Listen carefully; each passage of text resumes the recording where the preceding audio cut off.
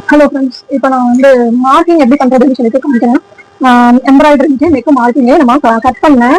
அந்த cutting paper cutting வச்சு இப்போ நான் மார்க்கிங் எப்படி பண்றதுன்னு சொல்லி காமிக்கிறேன். நீங்க வந்து பிளவுஸ் மார்க்கிங் பண்ணும்போது என்ன பண்ணுங்கன்னா, உங்க அளவு பிளவுஸ் கொடுத்தாங்கன்னா அந்த அளவு பிளவுஸ்ல முதல்ல பேப்பர்ல ஒரு மார்க்கிங் பண்ணிக்கோங்க. பேப்பர்ல அளவு பிளவுஸ் வச்சு எப்படி மார்க்கிங் பண்றதுங்கிறத நான் இன்னொரு வீடியோல சொல்றேன். நார்மலா பேப்பர்ல வச்சு நீங்க முதல்ல நெக்கு வந்து மார்க்கிங் பண்ணிட்டு சும்மா ரஃபா நெக்கு மட்டும் தான் நம்ம ஃபோக்கஸ் பண்ண போறோம். அதனால நெக்கு மார்க்கிங் மட்டும் பண்ணிக்கோங்க. அப்புறம் ஸ்லீவ் ஃபுல் பிளவுஸ் எப்படி வந்து அளவு பிளவுஸ் வச்சு பேப்பர்ல மார்க்கிங் பண்ணி அத இதுல எப்படி துணியில வந்து டிரான்ஸ்பர் பண்றதுங்கிறத வந்து நான் உங்களுக்கு இன்னொரு வீடியோல சொல்றேன். இப்போ வந்து நம்ம கட் பண்ணி வச்சிருக்கோம் ஆல்ரெடி பிளவுஸ் கட் பண்ணுவோம்ல, அதை வச்சு இப்போ வந்து நம்ம எம்ப்ராய்டரிக்கு, அதாவது ஹேண்ட் எம்ப்ராய்டரி ஆரி ஒர்க் பண்றதுக்கு ஒரு சிம்பிளான நெக் பேட்டர்ன் போட்டு உங்களுக்கு ஆரி ஒர்க் பண்ணி காமிக்கிறேன். அதுக்கான மார்க்கிங் தான் எப்படி பண்றதுன்னு பாக்குறோம். இதுக்கு வந்து மார்க்கிங் பண்றதுக்கு நார்மலா நம்ம வந்து இந்த tracing paper white colour blue பிளாக்னு சொல்லியிருக்கு. இந்த ட்ரேசிங் பேப்பர் இருக்குல்ல, அதுதான் வந்து கார்பன் அதாவது ஒயிட் கார்பன் இருக்கு, பிளாக் ப்ளூ கார்பன் இருக்குல்ல, அதை வச்சுதான் யூஸ் பண்ணுவோம் மேக்ஸிமம். இப்போ எங்கிட்ட அது இல்ல, அது எங்க வச்சேன்னு தெரியல. இப்போ அது இல்லாதனால இப்போ இந்த மாதிரி பேப்பர் கட்டிங் இருந்தா அது கூட தேவையில்லை.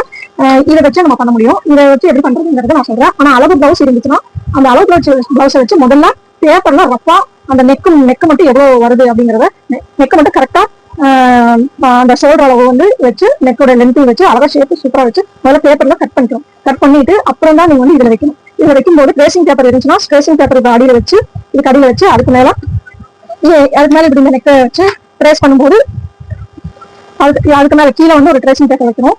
கீழே அடியில ட்ரேசிங் பேப்பர் வைக்கணும், மேலையும் ட்ரேசிங் பேப்பர் வைக்கணும். அப்படி வச்சு இது வச்சு நீங்க வரைஞ்சீங்கன்னா சாதாரண ஒரு பெண் இந்த பேக் சைட்லயே அப்படி வச்சு வரைஞ்சீங்கனாலே போதும். இங்கேயும் ட்ரேசிங் ஆயிரும், அதே நேரத்துல அடியிலையும் ட்ரேசிங் வந்துடும். சேம் டைம்ல உங்களுக்கு சேம் மெஷர்மெண்ட்ல கிடைச்சிடும். ஆனா இப்போ எங்களுக்கு ட்ரேசிங் பேப்பர் இல்ல. ஆனா இந்த கட்டிங் பேப்பருக்கு இதை வச்சு எப்படி நான் பண்றது மார்க்கிங் பண்றதுங்கிறத காமிக்கிறேன். முதல்ல பிளவுஸை வந்து இப்படி ரெண்டா மடிச்சுக்கணும். இது ரெண்டா மடிச்சுக்கிறோம். ஏன்னா இப்போ வந்து இந்த ஸ்லீவ் இருக்குல்ல, இந்த பகுதியில வந்து நம்ம ஸ்லீவ் வரைய போறோம். இங்க வந்து ஸ்லீவ் வரைய போறோம். இப்போ இந்த ஸ்லீவ் இருக்குல்ல, இங்க வந்து இது வச்சுட்டு போறோம் ஸ்லீவ். இந்த பார்டர் தேவையா இருந்தா நம்ம பார்டர் வச்சுக்கலாம். பார்டர் தேவை இல்லைன்னா வேண்டாம். அது வந்து கஸ்டமரோட நீடு பொறுத்து. இப்போ நம்ம வந்து பார்டர் கொஞ்சமா யூஸ் பண்ணிப்போம். இங்க வச்சு மார்க்கிங் பண்ண போறோம். நான்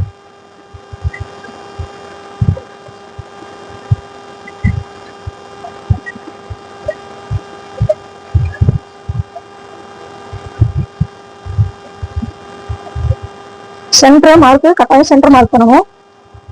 இப்போ நான் பண்ற மாதிரி பண்ணுங்க, ஈஸியா இருக்கும். ட்ரேசிங் பேப்பர் இல்லை என்கிட்ட, அதனால நான் இப்படி பண்றேன். இல்லைன்னா ட்ரேசிங் பேப்பர் வச்சா ரெண்டு சைடும் போத் சைடு சேம் டைம் ஆயிடும். இப்போ வந்து அப்படியே மடக்கி இந்த சென்டரையும் ஒரு கோடு போட்டுக்கணும். ஏன்னா சென்டர் இருந்தாலும் நம்ம டிசைன்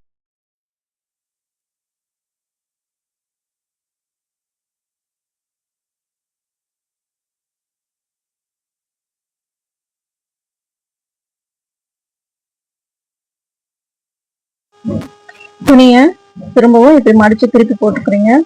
துணியை திருப்பி போட்டுக்கணும்.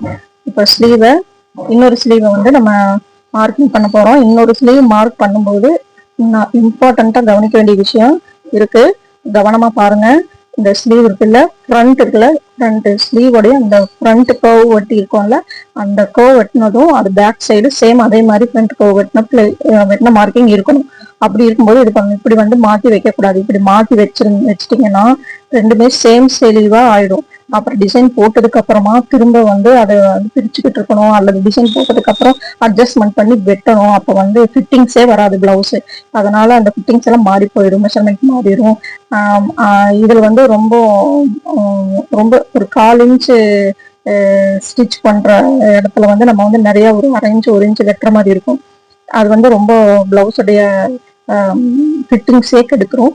அதனால நீங்க வந்து சேம் சைடு ஸ்லீவ் வச்சிருக்காலும் ஒரு டபுள் செக் பண்ணிக்கோங்க. ஒரு தடவைக்கு 2 தடவை செக் பண்ணி பார்த்துட்டு அப்புறமா தான் இந்த ஸ்லீவ் மார்க்கிங்ஸை நீங்க பண்ணணும்.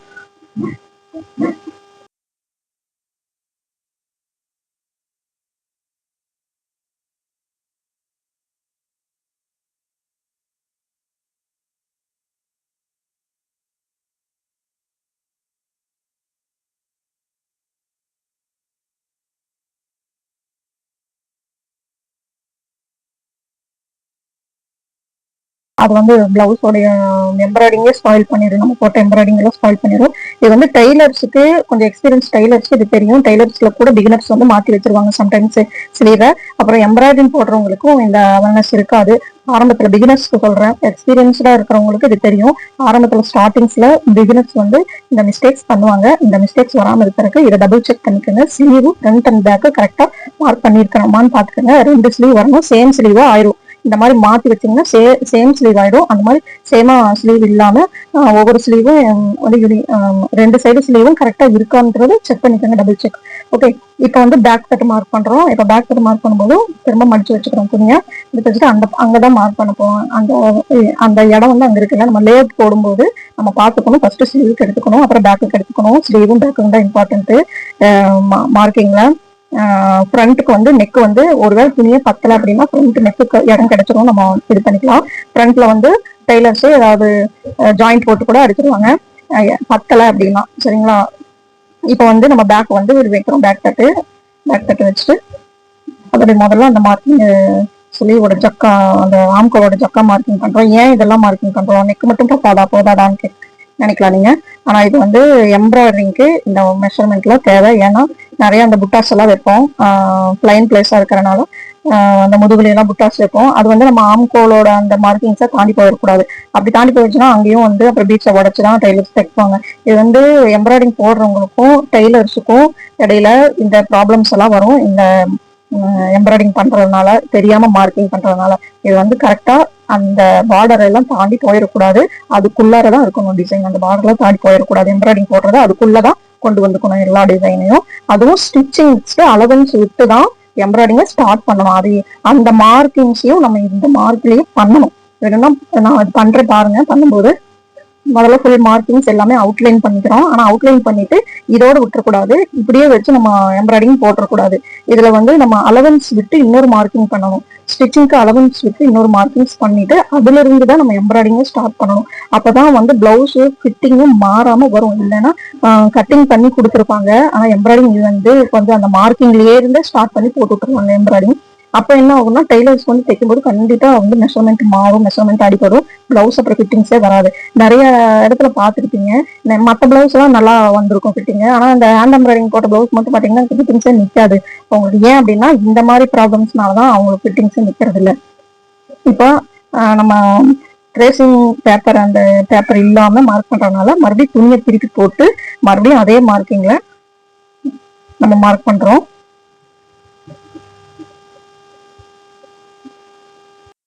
சேம் அந்த சைடு எப்படி மார்க் பண்ணமோ அதே மாதிரியே இந்த பக்கம் திருப்பி போட்டு மார்க் பண்றோம்.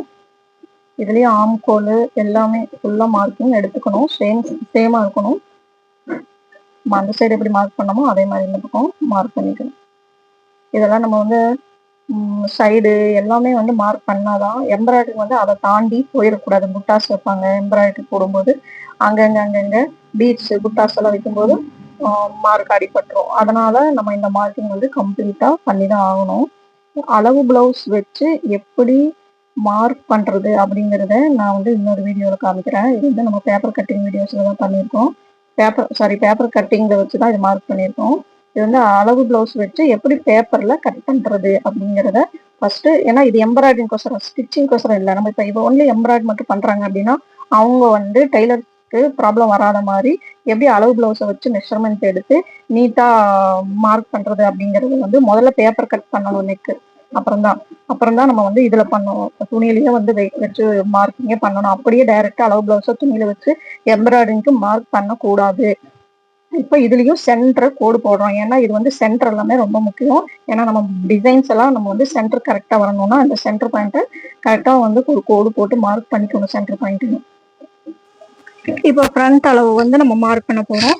ஃப்ரண்ட்டுக்கு வந்து பாத்தீங்கன்னா நம்மளுக்கு நெக்கு வந்து துணி ஒருவேளை பத்தலைன்னா, சில வேளை சின்ன துணியா இருந்துச்சுன்னா, ஒருவேளை துணி பத்தலை அப்படின்னா நெக்கோடைய ஃப்ரண்ட்டு அப்புறம் அந்த அக்குள் வரைக்கும் துணி கிடைச்சா கூட போதும். அப்புறம் டெய்லர் வந்து பாத்தீங்கன்னா இதுல எல்லாம் ஜாயின் போட்டு ஃபினிஷ் பண்ணிக்க முடியும் நீட்டா. ஜாயிண்டிங்கே தெரியாது, ஃப்ரண்ட்ல ஜாயின் போட்டா தெரியாது. இப்போ இது வந்து நம்ம பேக்கு கை இதுதான் வந்து ரொம்ப இம்பார்ட்டன்ட். ஜாயிண்டே வரக்கூடாது பேக்லயும் கையிலையும். இப்போ ஃப்ரண்ட்டை வச்சு நம்ம இங்க மார்க் பண்றோம். அதுல வந்து வலது பக்கம் தான் நமக்கு நெக்குக்கு போடுவோம்.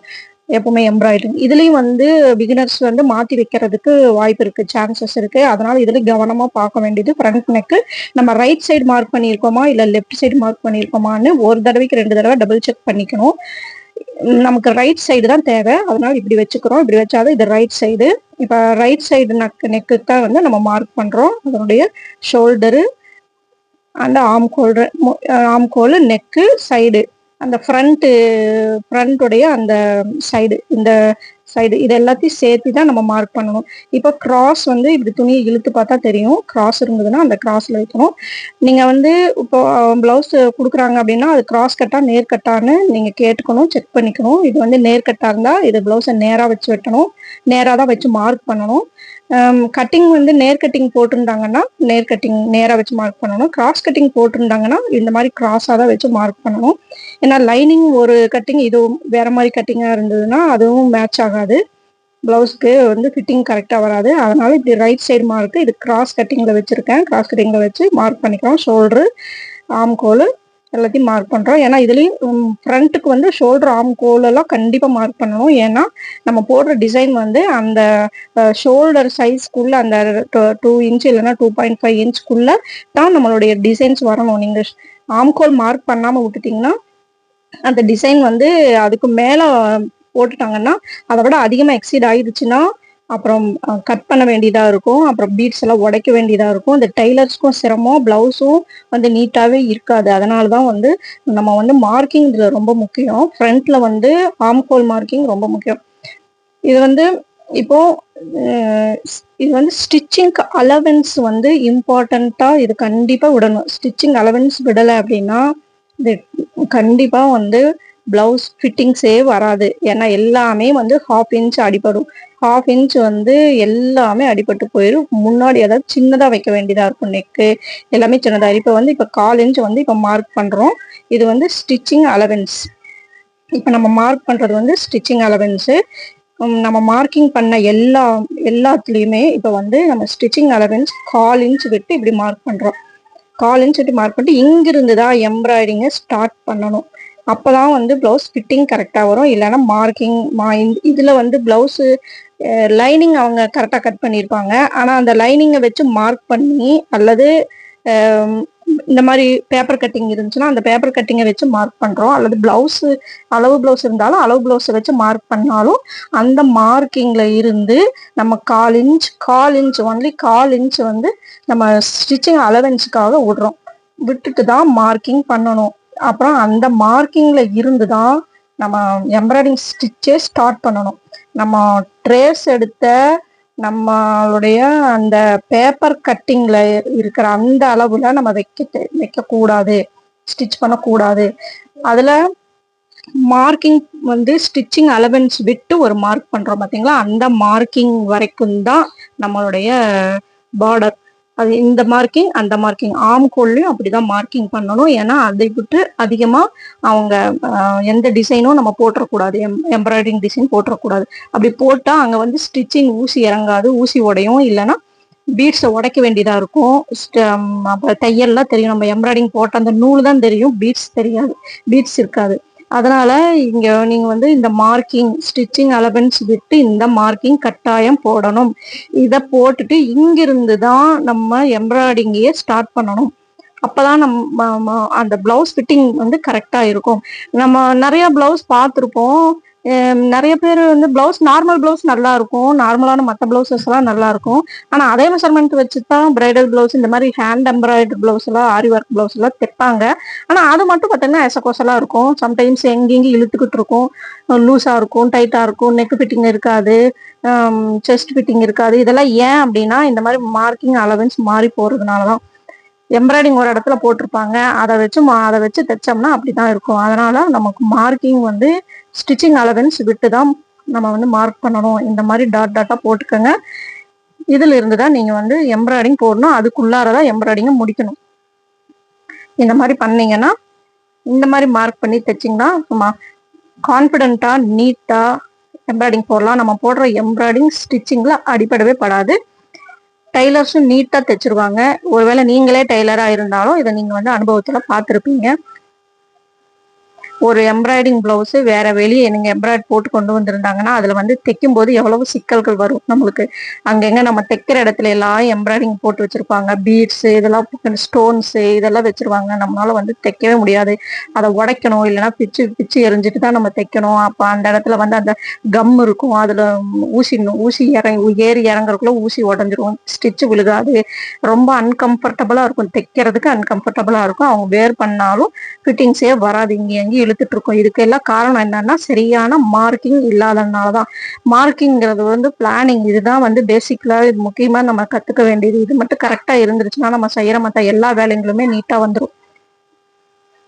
இந்த மாதிரி ஸ்டிச்சிங் அலவன்ஸ் விட்டு மார்க் பண்ணிக்கோங்க. அலவன்ஸ் போட்டு இந்த மாதிரி டாட் டாட்டா போட்டுக்கோங்க. எம்ப்ராய்டு போடுறதும் அங்கிருந்து தான் ஸ்டார்ட் பண்ணணும். அதுக்குள்ளாரையே நம்ம முடிச்சுக்கணும்.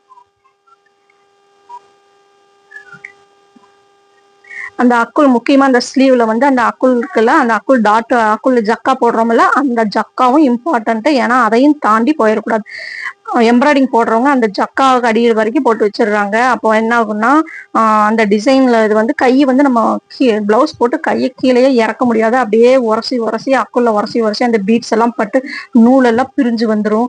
அந்த பிளவுஸோடைய நூல் இருக்கு பார்த்தீங்களா, பிளவுஸோட அந்த வீவிங்ஸ் நூல், அந்த பிளவுஸ் துணியே வந்து ஸ்பாயில் ஆயிடும். அப்படியே நூல் எல்லாம் பிரிஞ்சு பிரிஞ்சு மேல வந்து லிண்ட்ஸ் மாதிரி மேல வந்துடும். அது பார்க்கவே அது துணியே ஸ்பாயில் ஆயிடும். நீங்க இந்த மாதிரி அக்குள்ளையும் மார்க் பண்ணிக்கணும். ஏன்னா அந்த இடத்துல எல்லாம் வந்து டிசைன் போட்டக்கூடாது. அப்போ இந்த மாதிரிலாம் வந்து நீங்க டிசைனை வந்து பார்த்து எம்ப்ராய்டிங் பண்ணும்போது பார்த்து பார்த்து இப்படி பண்ணீங்கன்னா உங்களோட எம்ப்ராய்டிங் ஸ்பாயில் ஆகாது, பிளவுஸ் ஃபிட்டிங்கும் ஸ்பாயில் ஆகாது, ரெண்டுமே சூப்பரா வரும். நீங்க டைலருக்கும் வந்து ஈஸியா இருக்கும். அப்புறம் இல்லைன்னா சம்டைம்ஸ் என்ன சொல்லுவாங்க, எம்ப்ராய்டிங் இப்படி போட்டு வச்சுட்டாங்க அதனால எங்களுக்கு ஃபிட்டிங்கா தைக்க முடியல அப்படின்னு எம்ப்ராய்டிங் சொல்லுவாங்க. அதனாலதான் சொல்றோம், நம்ம எம்ப்ராய்டிங் பண்ணும்போது நம்ம தைக்கிறதையும் மனசுல வச்சுட்டு பண்ணணும். ஓகே ஃப்ரெண்ட்ஸ், இந்த வீடியோ உங்களுக்கு யூஸ்ஃபுல்லா இருந்துச்சுன்னா இந்த வீடியோவை லைக் பண்ணுங்க, கமெண்ட் பண்ணுங்க, ப்ளீஸ் சப்ஸ்கிரைப் பண்ணுங்க. உங்களுக்கு எனி கட்டிங் சம்பந்தமா, பிளவுஸ் சம்பந்தமா எனி உங்களுக்கு டவுட் இருந்துச்சுன்னா, எனக்கு என்னோட வீடியோல உங்களுக்கு ஏதாவது டவுட் இருந்ததுன்னா ப்ளீஸ் கமெண்ட் பண்ணுங்க. ஸோ என்னால் என்னோட வீடியோவை இன்னும் கொஞ்சம் இம்ப்ரூவ்மெண்ட்டாக நான் சொல்லித்தர முடியும். கமெண்ட்ல நீங்க கேட்குற மெஷர்மெண்ட்டுக்கு பிளவுஸ் கட்டிங் பண்ணி நான் வீடியோ போடுறேன். தேங்க்யூ ஃபார் வாட்சிங் ஃப்ரெண்ட்ஸ்.